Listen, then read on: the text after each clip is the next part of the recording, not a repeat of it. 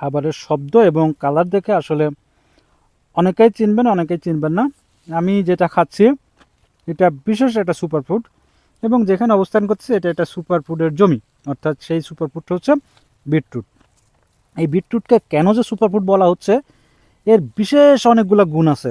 Beetroot আপনি খেলে আপনার রক্ত স্বল্পতা দূর হবে, অর্থাৎ আপনার শরীরে রক্তের পরিমাণ বৃদ্ধি পাবে, এবং বিটরুটে থাকা অক্সিজেন আপনার ক্লান্তি দূর করবে, ফলে সহজে আপনি ক্লান্ত হবেন না। যারা খেলাধুলা করে বা যারা কঠোর পরিশ্রম করে তারা বিটরুট খেতে পারেন।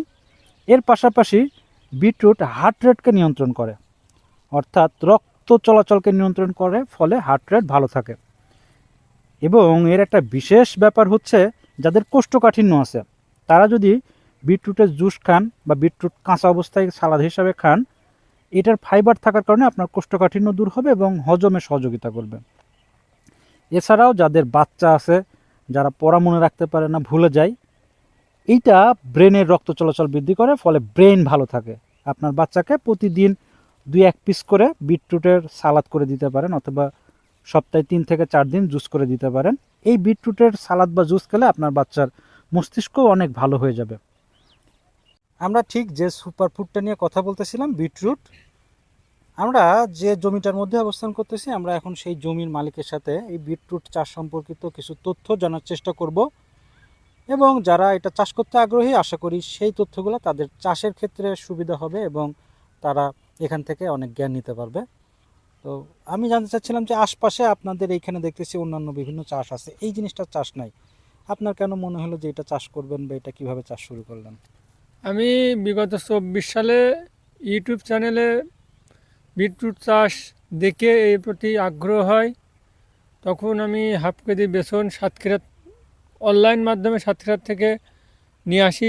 অনেক দাম ছিল হাফ কেজি বেসন, তখন 7,000 টাকা দিয়ে নিয়ে আসছিলাম।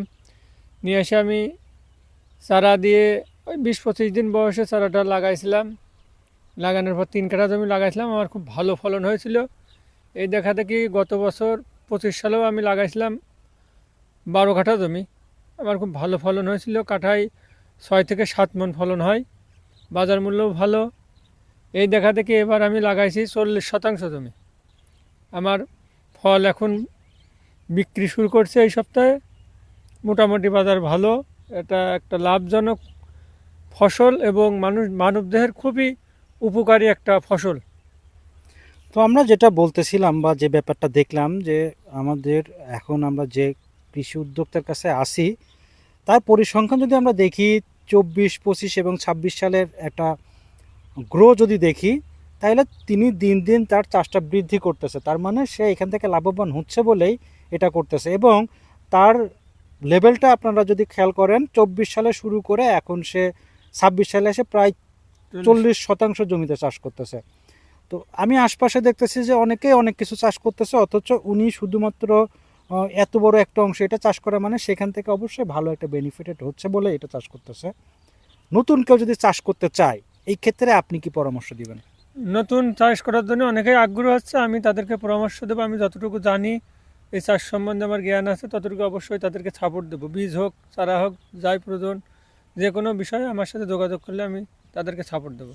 আচ্ছা, এইটার বিশেষ কোনো রোগ বালাই আছে কি?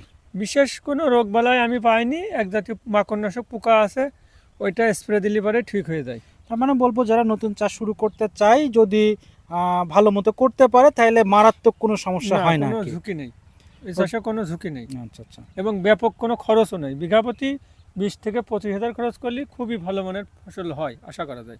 বিঘা প্রতি 20 থেকে 20 থেকে 25 হাজার। 25,000 আচ্ছা, এটা চারা প্লাস সব কীটনাশক মিলে। হাবিজাবি। আচ্ছা, লাস্ট আমার একটা কোশ্চেন, সেটা হচ্ছে যে এটা কোন সময় চাষ করতে হয় এবং কত দিন লাগে? এইটা আমি শীতকালীন ফসল, আমি কার্তিক মাসের 15ই চারা ফেলছি এই জমিতে। এই জমির থেকে ওই কার্তিক অঘ্রাণের প্রথমের দিকে আমি চারা তুলে 10 কাঠা বই লাগাইছি এখান থেকে। আর বাকিটা এই জমিতে এখন আমার ফল বাজারজাত করা শুরু করছি। গড়ে সব মিলে 90 দিনের মধ্যে বাজারজাত করা যায়। আচ্ছা, এটা বিশেষ কি কোনো জাতের তারতম্য আছে? বিশেষ জাতের বলতে আমি এইবার বীজ আনছি ইন্ডিয়া থেকে, চক্রমার্কা এলসি বীজ নিয়ে আসছি। 2 কেজি বীজ ইন্ডিয়া থেকে এলসি করে নিয়ে আসছি, নিয়ে এসে আপনি এই জমিতে চাষ করছি। মোটামুটি খুব ভালো বলে আশা করা যায়। আচ্ছা, আপনাকে ধন্যবাদ। আমরা দেখতেছিলাম ওনার এই জমিতে বিটরুটের আসলে যে ফলন হয়েছে মার্শাল্লাহ যথেষ্ট ভালো, এবং আমরা কথার মাঝে আমরা 2টা বিটরুট খেয়েছি, স্বাদের কথাও যদি বললি অসাধারণ। এবং আমরা মজার একটা জিনিস দেখতেছিলাম, সেটা হচ্ছে যে এইখানে 2টা বর্ণের বিটরুট আছে। একটা আমরা সাধারণত জানি বিটরুট লাল হয়, কিন্তু আমরা এখানে সাদা বিটরুট দেখতেছিলাম। এবং আমাদের যে চাষি ওনার বক্তব্য অনুসারে বিটরুটের আরও একটা ভেরিয়েন্ট আছে যেটা হলুদ কালারের।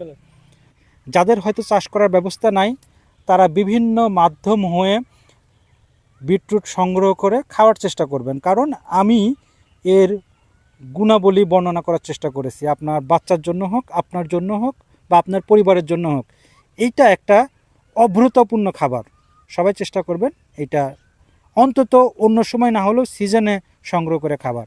আর অন্য সময়েও দরকার হলে, প্রয়োজন হইলে আপনারা এইটার পাউডার পেতে পারেন। আমাদের সাথে যোগাযোগ করলে আমরা ভাইয়ের কাছ থেকে সংগ্রহ করে দেওয়ার ব্যবস্থা করব ইনশাল্লাহ। তো ধন্যবাদ সবাইকে কৃষির গল্পের সাথে থাকার জন্য।